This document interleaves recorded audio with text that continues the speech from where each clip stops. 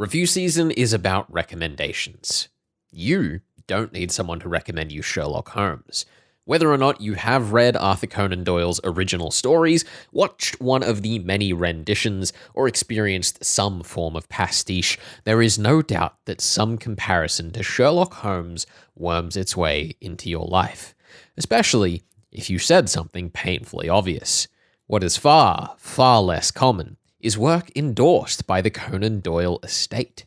Coming in second place for our 2023 recommendations is Moriarty, one of two official continuation stories commissioned by the estate from powerhouse writer Anthony Horowitz.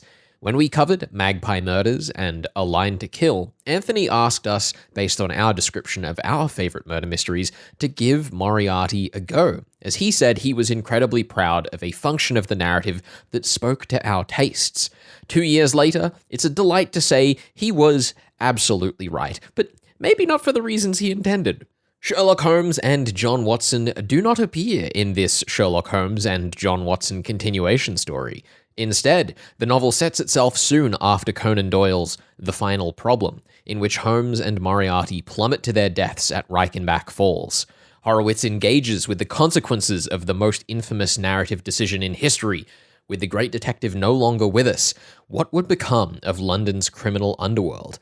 What greater evil would emerge to plague the streets now that Professor Moriarty is not there to guide its every machination? We follow the words of Frederick Chase, an investigator from the infamous Pinkerton's detective agency. Chase has been sent from the United States by his superiors to discover the hiding place of notorious bloodthirsty crime boss Clarence Devereux.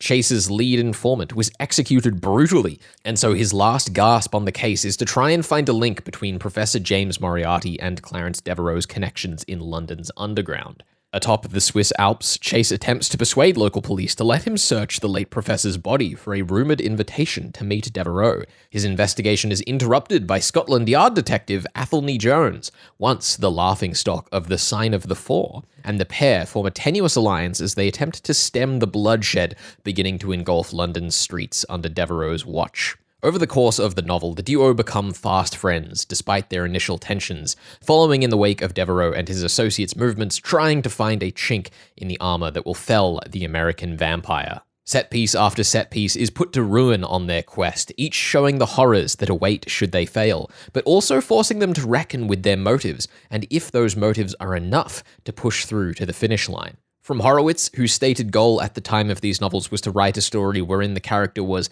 unchanged from the original texts, this book is a fascinating choice. Whether or not you agree with Horowitz's interpretation in The House of Silk, Moriarty stands as a thesis on the world and how it shaped the characters he wrote.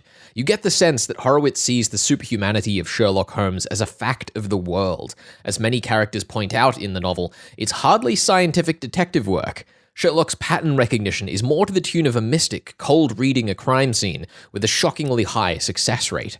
Unfortunately for the remaining cast, they live in reality. Anthony Jones, whilst a much better detective than John Watson's account gave him credit for, still makes errors that his new ally Chase covers with his differing perspective. Scotland Yard, whilst practically ready to storm in and stop Devereux at a moment's notice, are bound by bureaucracy.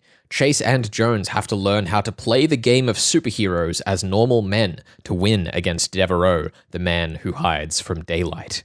Whether or not what you've just heard is how you see Sherlock and his world, Moriarty is best as a novel because the ways that Horowitz plays with that interpretation are fascinating, engaging, and incredibly clever. There are beats of the story where as you start to internalize the vision of the world, you realize the next move is obvious, and it is better for being so. Horowitz has elegantly rendered the swashbuckling aura of Conan Doyle's novels, but with the power relationship inverted, where it is instead the enemy that is superhuman, rather than our detective. Instead of the world being confounded by Holmes, we see the very human story of Anthony Jones and his family, and the struggle to best the degraded image he was lambasted with by Watson. Rather than it simply being a matter of time before a clever crook is caught, instead Devereux is the Dracula who could go on forever if left unchecked. The story is broken up into short, decisive sequences, each bringing their own mini-puzzles and solutions to whet your mystery appetite. The time you have to solve word games is measured in paragraphs and not pages or chapters. Horowitz keeps you on your toes with these bite-sized challenges, dissuading you from the core mysteries of the story, including, perhaps, their very existence. That said, even if you find the core twists of this story ruthlessly predictable, you will discover there is even more to be learned about his reading of Conan Doyle's world once you peek behind the curtain. Moriarty by Anthony Horowitz lands in second place on review season for Death of the Reader's 2023 season. Whether or not you think that it lands as high on your personal mystery pantheon as Conan Doyle himself is something you will have to decide for yourself. But you would be hard-pressed to find a more insightful continuation novel in any Mystery Greats extended canon. This is Death of the Reader. You're listening to your Murder Mystery World Tour on 2SER 107.3.